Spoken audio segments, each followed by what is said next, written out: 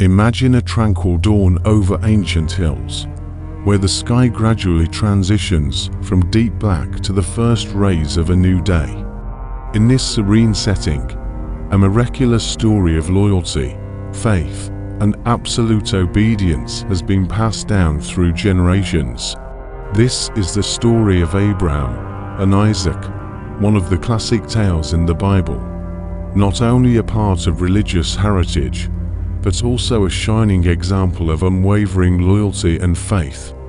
Why was such a cruel demand made? What lies behind this harsh test?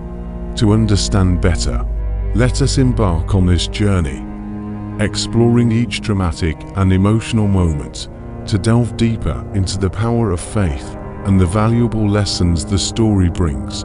In every step taken by Abraham and Isaac, we will witness the miraculous presence of God and the true meaning of obedience and loyalty.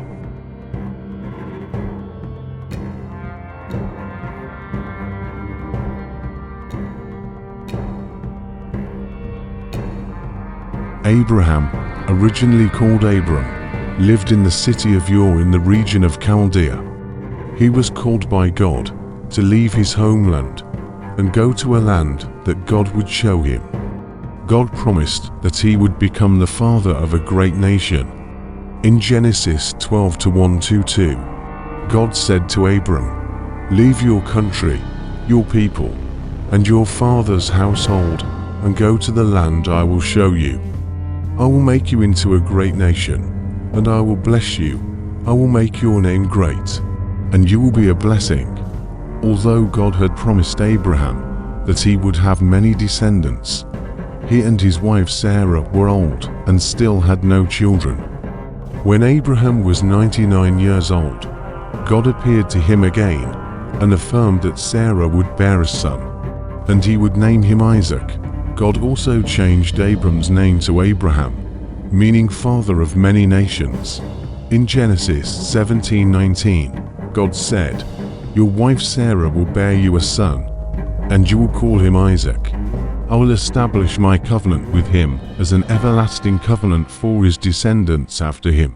Sarah, despite her old age and being past childbearing years, finally gave birth to Isaac, just as God had promised. Genesis 21:1-3 describes this event.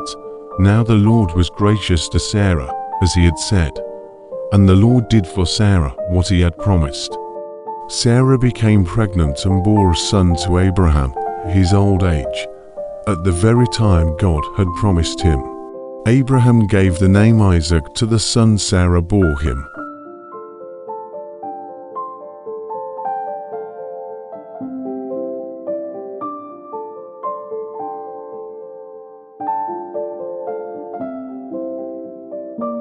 When Isaac grew up, God tested Abraham's loyalty and faith by asking him to sacrifice Isaac.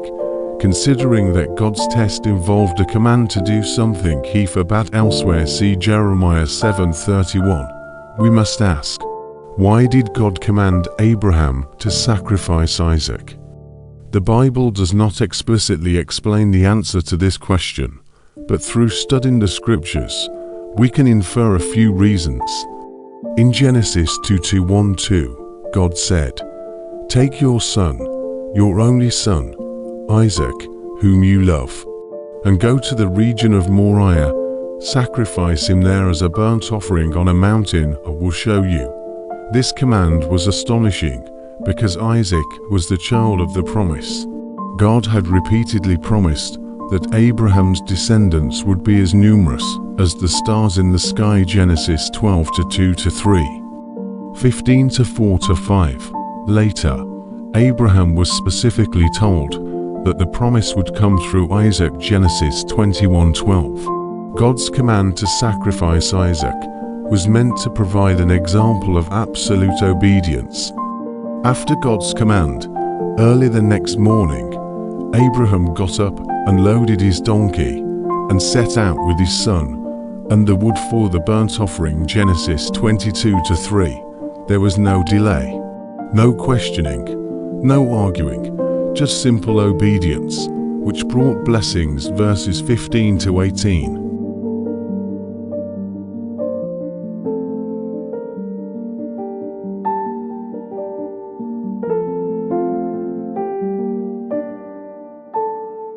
On the way up the mountain to the place of sacrifice, Isaac asked about the animal for the burnt offering, and his father said, "God himself will provide the lamb for the burnt offering, my son." Genesis 22:8. When they reached the place, Abraham built an altar and arranged the wood on it.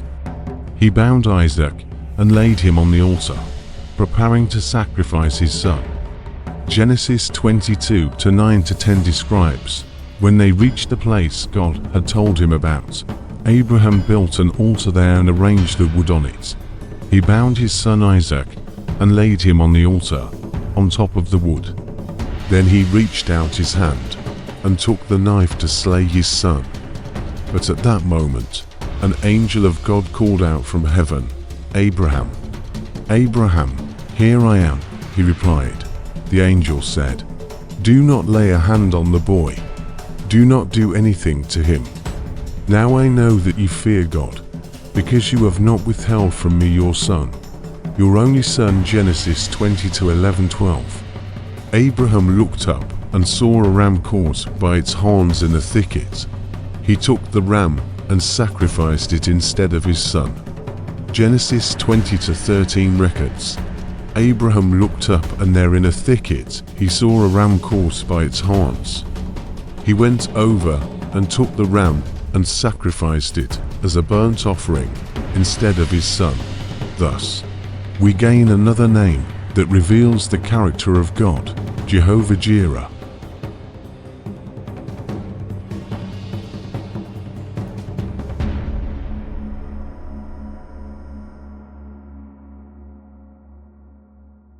God then reaffirmed his promise to Abraham that his descendants would be as numerous as the stars in the sky and the sand on the seashore.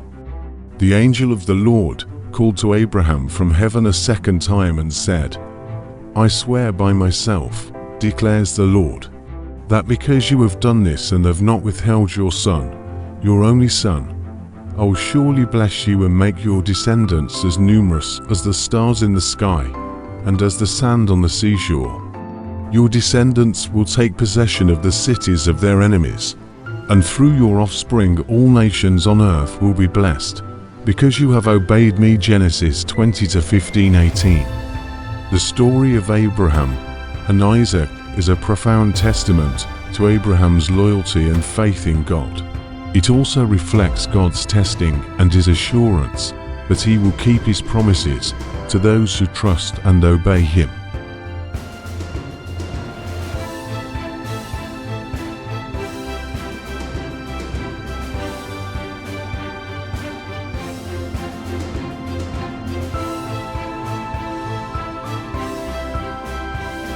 To test Abraham's faith, God's trials demonstrate and refine our faith. They prompt us to seek and trust him more. God's trial of Abraham allows his children and the world to see the reality of faith in action. Faith is not merely an inward spiritual attitude. Faith must be accompanied by action. James 2:18. God's command to sacrifice Isaac was to confirm Abraham as the father of all who have faith in God. Abraham's faith was credited as righteousness, Romans 4:9. And we today have faith like Abraham. Also see that he is the father of us all. Verse 16. Without Abraham's response to the command to sacrifice Isaac, we would be hard-pressed to understand all that faith entails. God used Abraham's faith as an example of the kind of faith necessary for salvation. Abraham reasoned that God could raise the dead, and in a figurative sense, he did receive Isaac back from death. Hebrews 11:19. Jesus was buried and was raised on the third day, according to the Scriptures, 1 Corinthians 15:4.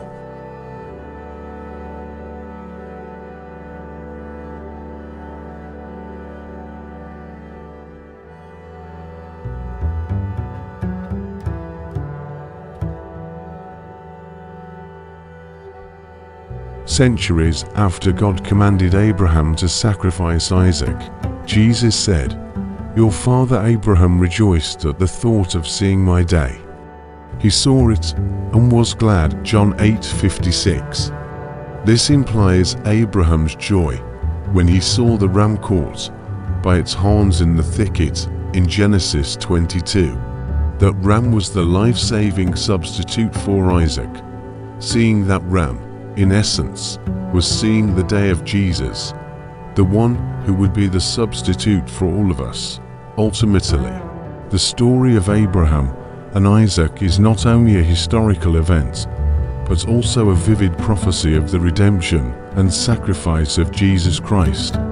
For Christians, it is a profound reminder of the love and sacrifice that God has extended to humanity, and of the steadfast faith they are called to live by.